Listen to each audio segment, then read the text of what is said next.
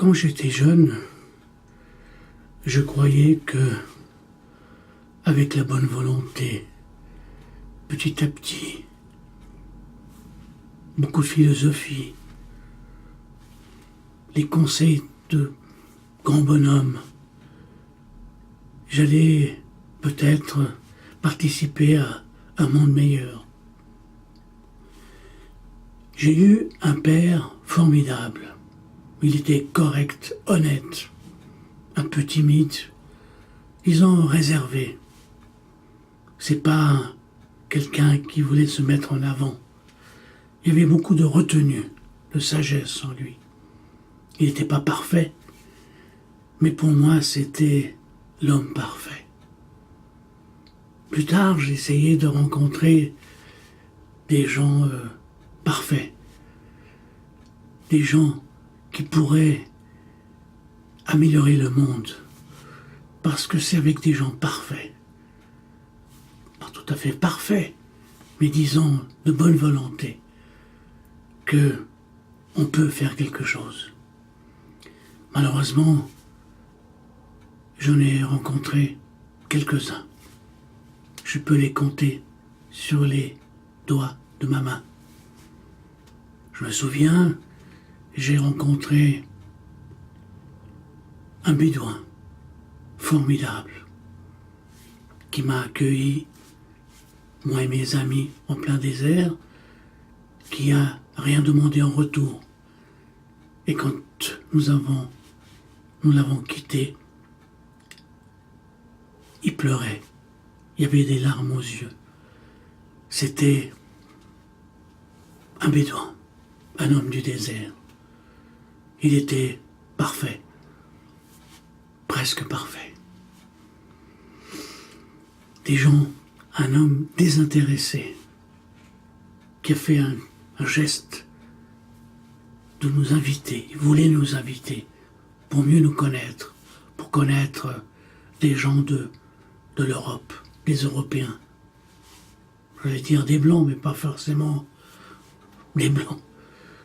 Parce qu'il y avait aussi des gens qui étaient un peu bronzés. Bon, bref. Et ça, c'était une rencontre intéressante. Puis j'ai rencontré, plus tard, un vieil homme, un épicier, qui était aussi, lui, un homme parfait, presque parfait.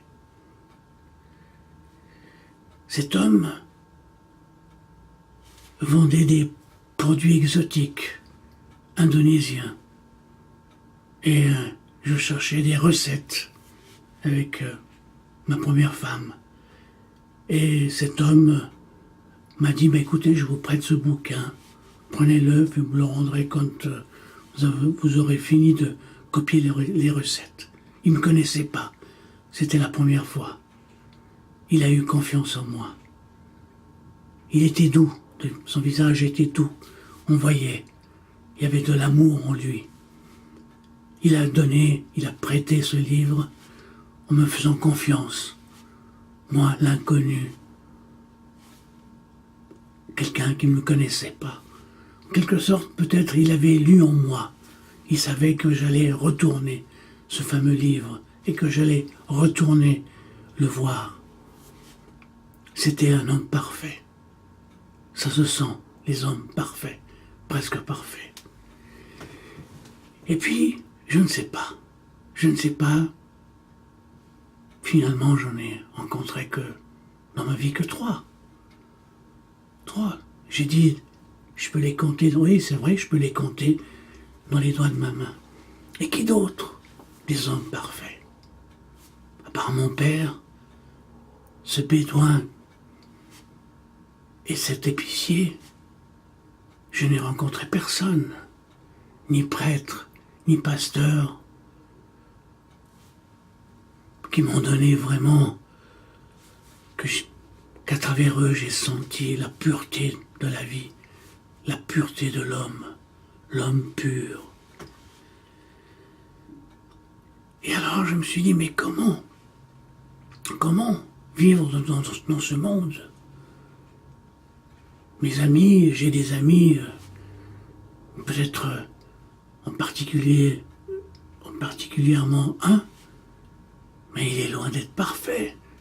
Peut-être parce que je le connais trop. Il y a trop d'imperfections. Il a des qualités, mais beaucoup d'imperfections. Beaucoup de, pas d'égoïsme, d'égocentrisme. Lui. Quand il parle, il n'y a que lui qui compte. Lui, la vedette, il se prend pour une vedette. Il est peut-être une vedette. C'est une vedette. Mais les vedettes ne sont pas des hommes, des gens parfaits. Il y a trop d'égoïsme, d'égocentrisme, ce ne sont pas des gens réservés. Ils ne peuvent pas être parfaits. L'homme parfait est un sage qui se retire un peu du monde, qui ne veut pas se montrer aux autres, qui ne veut pas se montrer, s'imposer aux autres. C'est la pureté, c'est la perfection. Alors, après toutes ces années de recherche de l'homme parfait, d'une façon inconsciente, parce que je ne le cherchais pas vraiment, j'ai décidé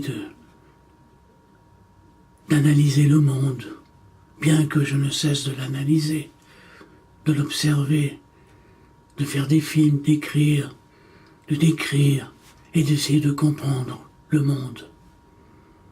Le monde est un immense merdier. Oui, c'est pour cela que j'ai décidé d'écrire l'indomptable merdier.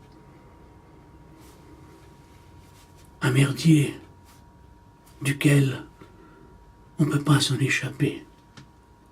Oui, on est prisonnier dans ce monde complètement absurde, plein de contradictions, de lois, de règles contradictoires, idiotes, qui n'ont pas de sens, et de gens, des voleurs, des bandits, des brigands, des profiteurs,